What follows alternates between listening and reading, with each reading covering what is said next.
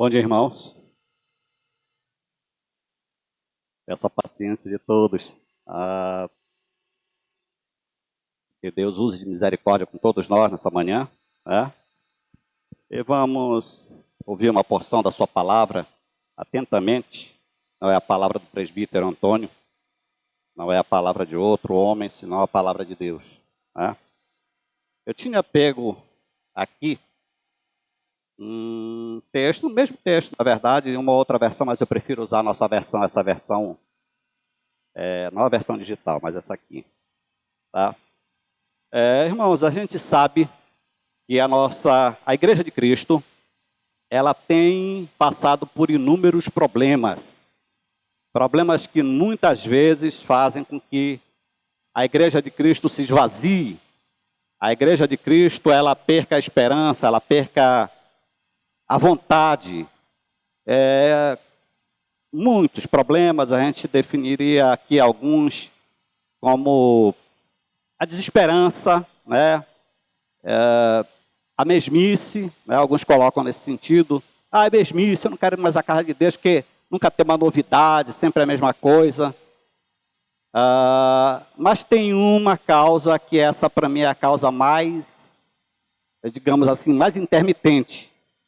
É a causa mais dolorosa, é a causa que em alguns lugares a gente ainda não passa por isso aqui, a gente tem passado por isso, mas de forma dissimulada, de uma forma não aberta, né? A gente tem passado pelas mídias sociais, pela área do direito, né? A gente tem passado essas situações que é a área da perseguição à Igreja de Cristo. Né? Como foi no passado, ainda é hoje. Ainda é hoje. Os irmãos não se iludam, os irmãos não se aquietem, não deixem de orar, não percam a esperança, porque tempos mais difíceis virão. E só o Senhor pode nos sustentar o coração, a fé e a perseverança. Né? Para dar ênfase a isso, já dizia Pedro, né, em uma de suas, a primeira epístola de Pedro, gostaria que os irmãos abrissem suas Bíblias. Na primeira epístola de Pedro, nós vamos ler do versículo 1 até o 9, e aí eu leio, os irmãos me acompanhem, por favor, com bastante atenção. Pedro, o discípulo. Vocês acharam? Amém? Começa assim a primeira epístola de Pedro, prefácio de saudação e saudação. Pedro, apóstolo de Jesus Cristo, aos eleitos, que são forasteiros da dispersação no Ponto, Galácia, Capadócia, Ásia e Bitínia, eleitos segundo a presciência de Deus Pai, em santificação do Espírito, para a obediência e a aspersão do sangue de Jesus Cristo. Graça e paz sejam multiplicadas. Ele começa saudando a esses irmãos em carta, e aí ele continua. Bendito o Deus Pai de nosso Senhor Jesus Cristo, que segundo a sua muita misericórdia, nos regenerou para uma viva esperança, mediante a ressurreição de Jesus Cristo dentre os mortos, para uma herança incorruptível, sem mácula, imarcessível, reservada nos céus para vós outros, que sois guardados pelo poder de Deus, mediante a fé, para a salvação preparada para revelar-se no último tempo. Nisso exultais, embora no presente, por breve tempo, se necessário, serás contristados por várias provações. Para que, uma vez confirmado o valor da vossa fé, muito mais precioso do que o ouro perecível, mesmo apurado por fogo, redunde em louvor, glória, honra, revelação de Jesus Cristo. A quem não havendo visto, há mais, no qual não vendo agora, mas crendo, exultais com alegria indizível e cheia de glória, obtendo o fim da vossa fé, a salvação da vossa alma. Amém. Vamos orar. Amado Deus e Pai, nós te agradecemos pela tua palavra, mas antes, guarda, Senhor, a nossa alma, como cantamos há pouco, de pecar contra ti. Não queremos fazer o mal que queremos fazer, mas apenas o bem que o Senhor nos manda fazer, que o Senhor nos adverte para fazer. Ajuda-nos, Senhor, a proclamar a tua salvação, a proclamar essa fé que o Senhor tem guardado no nosso coração, seja ela guardada de maneira simplória, ou seja ela guardada de maneira efervescente. O Senhor prepare a sua igreja em todos os momentos, e nesse momento em especial eu te peço o teu auxílio, auxílio do teu Santo Espírito, eu te rogo em nome de Jesus. Amém. Bom, a gente vai meditar, a gente vai falar um pouquinho desse texto. Isso aqui é uma carta de Pedro, né, escrita a esses irmãos que eles estavam nessa região, agora a região da Ásia, né, Ponto, Capadócia. Estou me fazendo ouvir bem aí atrás? Tudo bem? Eles estavam, eram regiões também tomadas pelo Império Romano, né? Aquela região ali toda era do Império Romano, e lá também, nesses locais, em Bitínia, em Ponto, Capadócia, que agora é a atual Turquia, a moderna Turquia, né? Pedro dirigiu a carta a esses irmãos que também estavam sofrendo perseguição. Esses irmãos, eles não estavam, eram cristãos, declararam-se cristãos, e por isso sofriam perseguições. Veja bem, Pedro, ele não está no alto do seu berço esplêndido, tirando de discípulo de Cristo, apóstolo de Cristo, num lugar tranquilo e calmo, para escrever tranquilamente esses irmãos. Ele também estava sofrendo perseguição. Lembre-se, toda aquela região, e Roma, de onde Pedro provavelmente tem escrito a carta, estava sofrendo grande perseguição. Pedro estava sofrendo perseguição e escrevendo a irmãos perseguidos. Quem é que pode, em meio a perseguições, ainda dizer, olha, tenham um bom ânimo que a gente está levando o maior couro aqui, mas vocês têm que ter força para continuar adiante. Isso só o poder da fé em Cristo Jesus. Quem escreveu, evidentemente, alguns duvidam que tenha sido Pedro que escreveu essas cartas. A primeira carta, a primeira epístola de Pedro, a segunda epístola de Pedro. Alguns teólogos duvidam, até por questões assim, que Pedro era pescador, provavelmente um homem rude, né? Alguns falam que ele era um homem rude, que não tinha uma educação suficiente para escrever uma carta do modo como essas duas cartas foram escritas. Mas há quem discorde, tanto é que a gente tem essa carta, atribui a ela a primeira epístola a Pedro. Por quê? Temos que considerar duas coisas. Por que nós cremos que Pedro escreveu essas cartas? Eu particularmente creio assim. Primeiro, a gente andou fazendo umas pesquisas, e os judeus tinham por hábito construir as sinagogas, e ao lado das sinagogas construírem escolas onde as crianças eram treinadas, as crianças eram educadas no aspecto religioso para que tivessem o pleno conhecimento da Torá. Tá? Eles eram ensinados, repetiam a Torá por várias vezes, para que não vacilassem quando fossem defender aquilo em que eles acreditavam, que eles criam. Né? A nossa fé, a fé no Deus vivo, a fé no Deus Todo-Poderoso, né? Ela vem da Torá, a Torá, a carta escrita ao povo de Deus, de Israel. Né? Então, Pedro provavelmente passou por uma dessas escolas judaicas e aprendeu a lição, aprendeu a recitar a Torá. Né? Então, ele não era um homem assim ignorante, né? Um homem assim rude. Ele passou a ser pescador, depois provavelmente adulto, né? Vivia numa região de pesca e por consequência, se torna pescador. Outro aspecto que a gente tem que considerar, aquela região, toda aquela região, havia sido invadida por vários, Israel havia sido invadido por vários povos, né? Babilônios, gregos, né? Vamos considerar o povo grego. Os outros povos, eles tinham por hábito pegar os povos a quem eles subjugavam, pegar esses homens e mulheres, retirarem da sua região e levarem para o seu país, para que esses homens e mulheres, aqueles mais capacitados, passassem, né, a sua cultura para eles, né, e servissem como escravos, servindo mesas e de outras formas.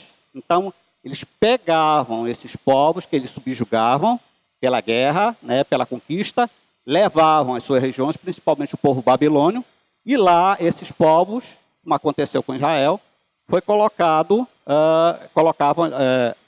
subjugavam. Já os povos gregos, com eles não acontecia isso. Aquela região ali, onde Pedro foi criado, foi educado, também foi invadida. E houve um grande processo de helenização. O que é que vem a ser isso? Os gregos, quando invadiram aquela região, eles pegaram e colocaram a sua cultura, impuseram a sua cultura.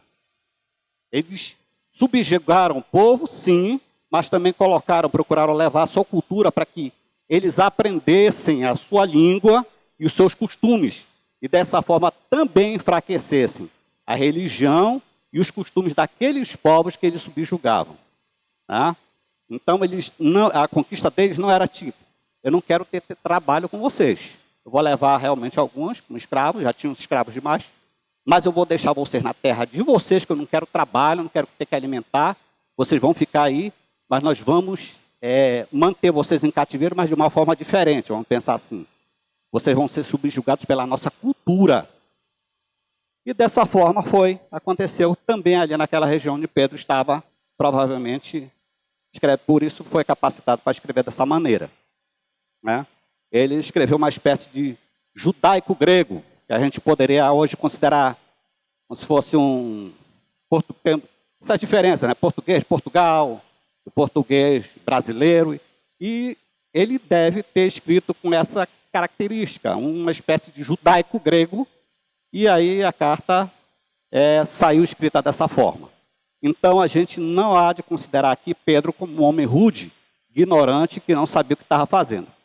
Mas deixando esse aspecto de quem teria escrito a carta petrina, as duas cartas petrinas, isso é importante a gente saber, mas antes de tudo a gente tem que saber que o mais importante não é o autor da carta, mas o autor de toda a obra, aquele que iluminou Pedro a escrever essa carta aos irmãos perseguidos. Como eu já disse, as cartas foram escritas a cristãos judeus e não judeus, convertidos ao cristianismo. Em que momento foi escrita essa carta? Momento de grande perseguição. Ele estava alertando aos irmãos que se mantivessem firmes na fé, por conta até dessas perseguições intensas. Nós estamos aqui hoje, irmãos, estamos louvando e adorando a Deus de forma tranquila, né, sem grandes problemas. Mas essa igreja aqui estava sofrendo muito com grandes perseguições, terríveis perseguições. Mortes, prisões, por causa do nome do Senhor Jesus. Não é fácil passar por isso. Temos 4 grandes temas a serem abordados em 1 Pedro. A salvação, a perseguição, esse tema, família de Deus e vida em família e juízo de Deus. Tá? Ele começa aqui, ele continua, depois da saudação, depois de bendizer ao nome do Senhor, ele vai, bendito Deus Pai de nosso Senhor Jesus Cristo. A palavra Pai aqui, irmãos, ele não está aqui colocando o Pai de nosso Senhor como criador, ele criou a Jesus Cristo, ele formou Jesus Cristo. Não. Ele está colocando aqui de uma forma relacional. Né? Jesus já pré-existia com Pai, Espírito, as 3 pessoas já pré-existentes. Então, não existe aqui uma relação criador-criatura, mas sim uma forma relacional de que o pai manda, o filho obedece, o filho vem do pai e o filho cumpre a vontade do pai. Tá? Então não é uma relação de criador e criatura. Essa relação Deus tem conosco. Criador, criatura. Tá? Pedro incita os seus leitores a louvar a Deus, lá no versículo 3. Ele continua aqui. Bendito Deus Pai de nosso Senhor Jesus Cristo, que segundo a sua muita misericórdia, nos regenerou para uma viva esperança mediante a ressurreição de Jesus Cristo. O que é este louvor? Louvar a Deus é atribuir a Ele toda a glória, toda a honra que lhe é devida. Nós vemos muitas pessoas louvando em direções diferentes, em direções erradas. Louvando a figuras de renome, louvando a pessoas de destaque na sociedade, louvando coisas e pessoas imerecidamente. Só Deus é digno de toda a honra e toda a glória. Então ele começa a carta primeiro dizendo a pessoa que ele era, a quem ele servia, mostrando a quem ele estava direcionando a carta e dando, bem dizendo ao nome do Senhor, a quem ele devia a sua própria vida, a sua salvação. Tá? Para uma viva esperança. Continua aqui. Ele nos fez renascer de novo. Quando Pedro fala assim, nos fez renascer de novo, certamente ele está mostrando aí a obra salvífica, a obra que nos foi colocada no coração, a obra em que nós não merecíamos, nós estávamos mortos em nossos delitos e pecados, e essa é uma forma inexplicável que nós não temos condição de perceber na nossa ignorância de seres humanos, perceber essa obra salvífica do Espírito, essa obra salvífica de Jesus Cristo na cruz do Calvário. Nós não temos condição nenhuma de explicar essa obra de salvação pelos nossos próprios méritos. Simplificando apenas, aspas, e simplificando, Jesus como o único Senhor da nossa vida e Salvador da nossa alma. Só dessa forma nós conseguimos explicar a nossa fé diante dos homens. Eles não vão entender. Se o Espírito não quiser, eles não vão entender. E Pedro coloca aqui, no terceiro versículo, ele coloca: regenerou para uma viva esperança, mediante a ressurreição de Jesus Cristo. Aí ele está dando o devido louvor à devida pessoa, a pessoa de Jesus. O objeto da esperança viva é uma herança que não perece, que não se contamina, nem se altera. O termo herança no Novo Testamento costuma a ser usado para se referir apenas a uma porção dos crentes do reino celestial. No Antigo Testamento refere-se também à terra prometida de Canaã, como a terra de Israel. Nascer de novo não para receber uma herança de família no território de Canaã, mas para receber uma herança na cidade eterna de Deus. Ele deixa claro aqui essa diferenciação entre o bem que recebemos material e o bem que teremos espiritual. O bem que ele compara aqui, ele faz uma coisa, ele passa o tempo todo fazendo comparações, e diz aqui: para uma herança incorruptível, sem mácula, imarcessível, reservada nos céus. É uma herança deixada por Cristo que não vamos receber no aqui e agora. Nós não vamos receber essa herança pelos nossos próprios méritos, pelos nossos próprios costumes, por vir aos cultos, por fazer muitas orações, por ler muito a palavra de Deus, mas esse é o pacote completo. Esse é o resultado dessa obra que não se corrompe, dessa obra que não perece como ouro, que é perecível. As outras coisas todas são corruptíveis, elas se corroem, elas se corrompem, elas são perdíveis, elas se perdem com o tempo. A nossa fé, ela é, conforme está escrito na palavra de Deus, é a palavra de Deus, antes de ser uma carta de Pedro, ela diz que a nossa fé não se corrompe, ela não se perde, ela não murcha, ela não acaba como o ouro, ela continua. Essa é a viva esperança de que Pedro fala. Continua aqui. Para uma herança incorruptível, sem mácula, imarcessível, reservada nos céus. E sois guardado pelo poder de Deus, mediante a fé, para a salvação preparada a revelar-se no último dia. Tem crente que fica constantemente dizendo: eu quero ir para o céu. Eu quero ir para o céu. Eu estou doido para ir para o céu. Vem, Senhor Jesus, vem. Você é justo diante de Deus. Mas Pedro está dizendo aqui para ter paciência, reservada nos céus. O aqui e agora nós teremos que passar por várias aflições. Nós teremos que passar por momentos de grandes e difíceis dificuldades. Veja, irmãos, eu não estou aqui querendo tirar a motivação de ninguém. A gente recebe muitas pregações aqui do pastor Ciro, motivando os irmãos mediante a palavra de Deus, para continuarmos firmes na fé, firmes na oração, firmes na vinda aos cultos, firmes no ouvir a palavra do Senhor. Mas também nós sabemos que nós devemos nos alegrar no Senhor. Nós devemos buscar ainda mais a sua presença. Como é possível, então, mediante a muitas provações, ainda assim, sorrir diante de Deus? Eu diria assim, vamos fazer uma comparação. Você pode pisar num prego e sair achando graça? Claro que não.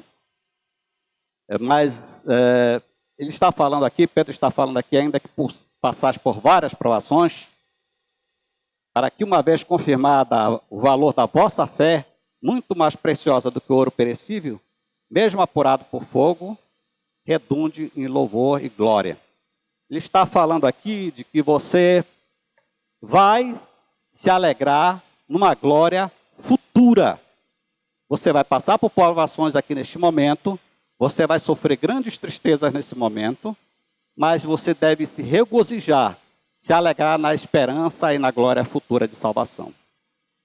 Os leitores de Pedro deveriam estar ansiosos quanto a ter ou não a força para permanecer fiéis em Cristo. No caso de perseguições, sofrimentos que se intensificassem. Pedro os tranquilizava dizendo que estão protegidos pelo poder de Deus mediante a fé, que está preparada em Cristo Jesus, na revelação de Cristo Jesus nos últimos dias. Existe muita igreja pregando por aí que nós temos que ter imediato, tudo de imediato. Nós vamos ter grandes riquezas, nós vamos ter grandes coisas mediante a nossa fé. Só que eles não costumam dizer que pregar essas palavras aqui. Você vai passar por grandes e terríveis provações. As pessoas geralmente pregam coisas maravilhosas das Escrituras, e toda Escritura é maravilhosa. Mas existe algo que eles não querem saber. As provações, as dificuldades. E elas querem ouvir coisas boas, palavras de incentivo. E nisso as igrejas vão enchendo. Nisso as igrejas vão cada vez mais enchendo de pessoas e de riquezas. Pedro está advertindo desde essa epístola aqui, e toda a Bíblia é escatológica, ela aponta para o final, ela aponta para a volta de Cristo, ela aponta para o retorno de Jesus. E ele está alertando aqui já a essas igrejas, mas também alerta a nós para que nós tivéssemos perseverança na fé, para que nós buscássemos ser protegidos em Cristo Jesus. Protegidos significa aqui, irmãos, mantidos a salvo. Só Deus pode nos proteger, pode nos guardar através do seu grande poder e glória. Ele continua: a quem, não havendo visto, amais, no qual não vendo agora, mas crendo, exultais com alegria indizível e cheia de glória. Quem aqui teria condições de hoje se entrasse uma milícia, se entrasse pessoas aqui com a finalidade, com o fim de prender irmãos, ou prender o pastor da igreja, dizer, vocês que se declarem cristãos aqui vão ser presos, e aqueles que não forem, se não se declarem cristãos, vão se manter aqui dentro da igreja, vamos levar só aqueles que se declarem cristãos. Quem aqui de nós teria condições hoje de se declarar cristão mediante uma grande perseguição dessa? Alguém que viesse aqui dizendo, olha, eu vou pegar todos aqueles que professarem o nome de Jesus Cristo e vou levar para a prisão. Nesse mesmo momento, qual de nós hoje estaria aqui apto a dizer, eu sou de Cristo, pode me levar preso? Pode me levar preso. Ninguém tem essa condição em si mesmo, senão mediante a fé. É disso que Pedro está falando aqui o tempo todo. Irmão, nisso exultais, nas perseguições, continuem perseverando na fé. No 6º versículo, ele continua. Ele diz, coloca aqui no imperativo,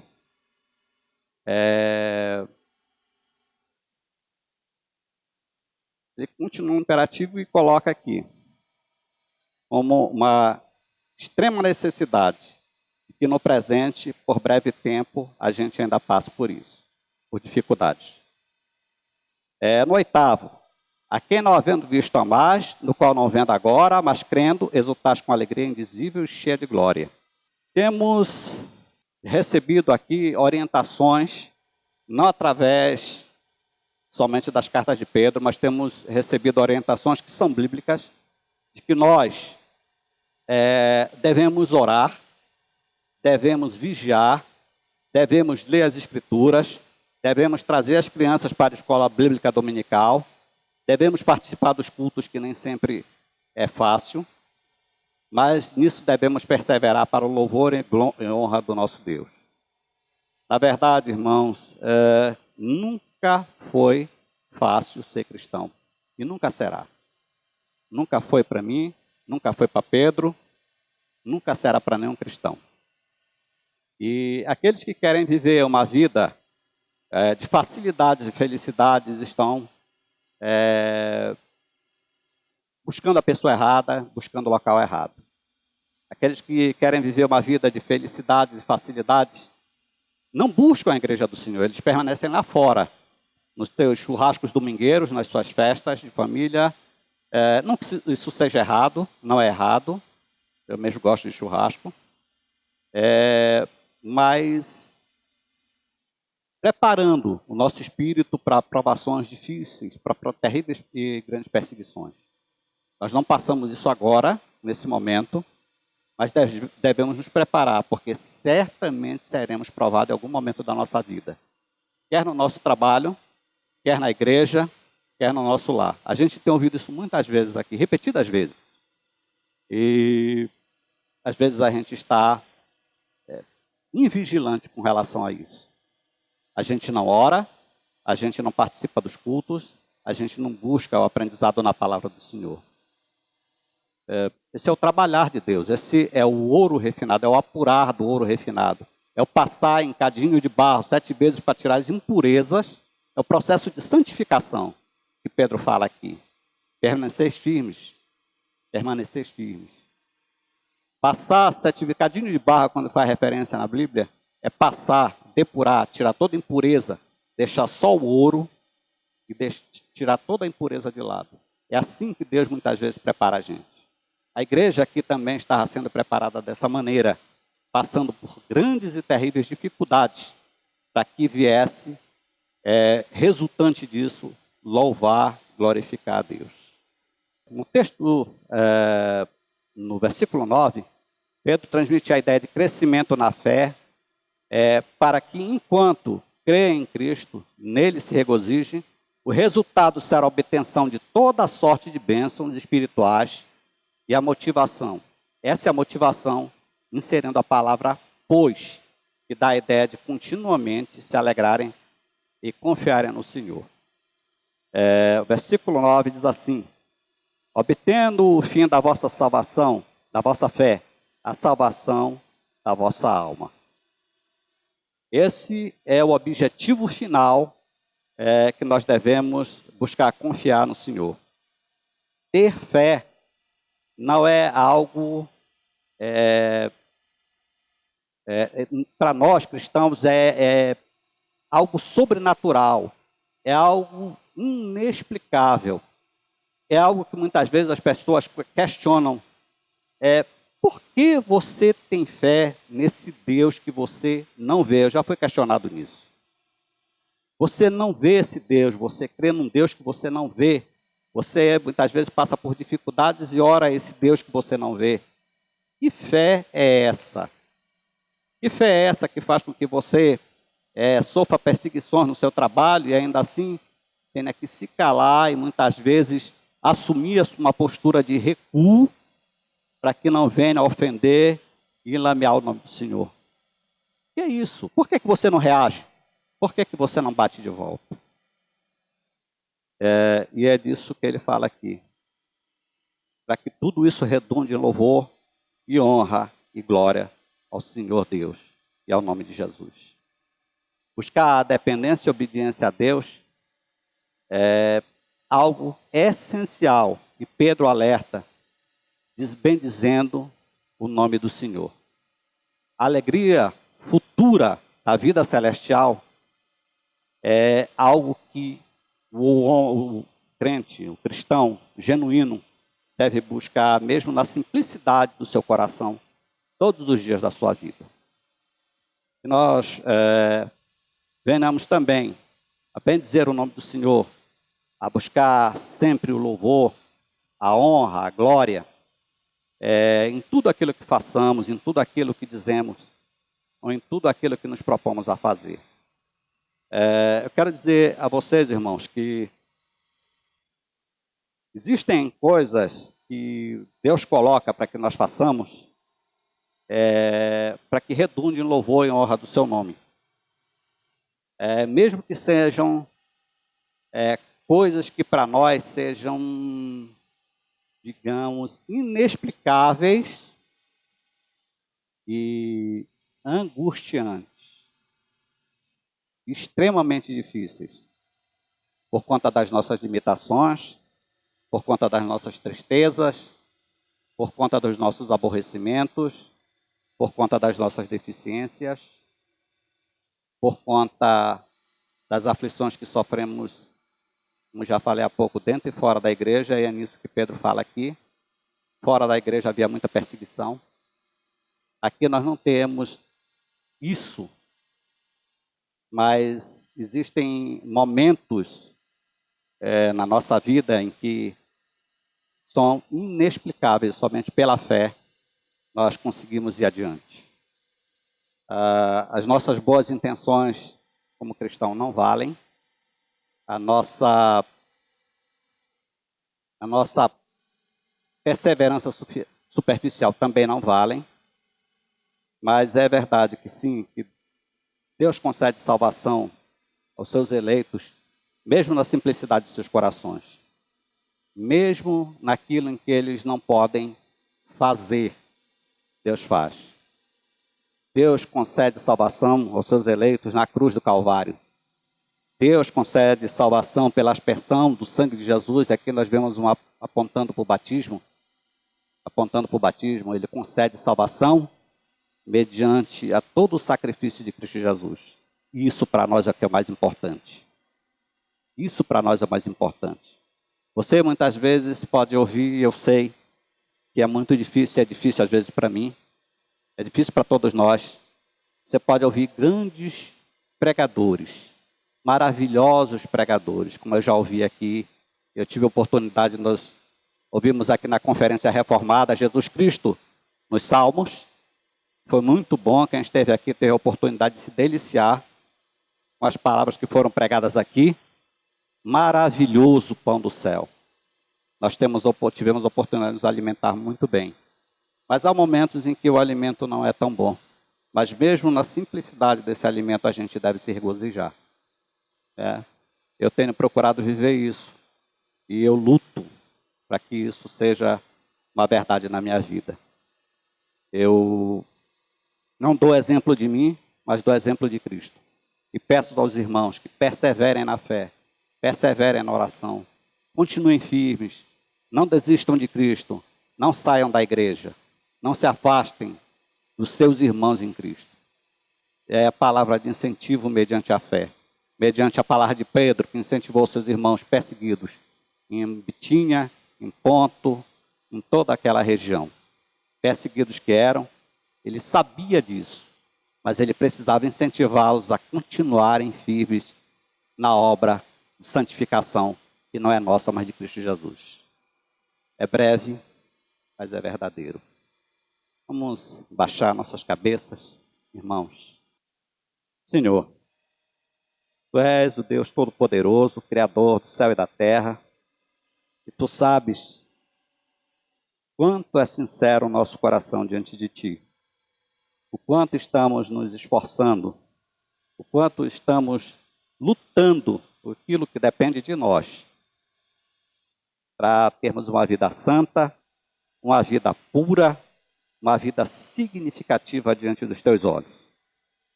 Muitas vezes, aquilo que queremos fazer, não fazemos. Muitas vezes queremos desistir, mas eu te peço, em nome de Jesus, Senhor, toma conta dos nossos corações. Ajuda-nos a perseverar no caminho da fé. Não segundo aquilo que pensamos, mas segundo aquilo que Tu queres para nós. Faz em mim, faz em nós a Tua obra, Senhor, e não deixe que a nossa fé, que a nossa vontade de Te servir se esvaia por conta de tropeços, de perseguições, de coisas que são menores, infinitamente menores do que o Senhor. Toma conta de nós, toma conta da Tua igreja que é santa, que é bendita e que glorifica e tem buscado glorificar o Teu santo nome.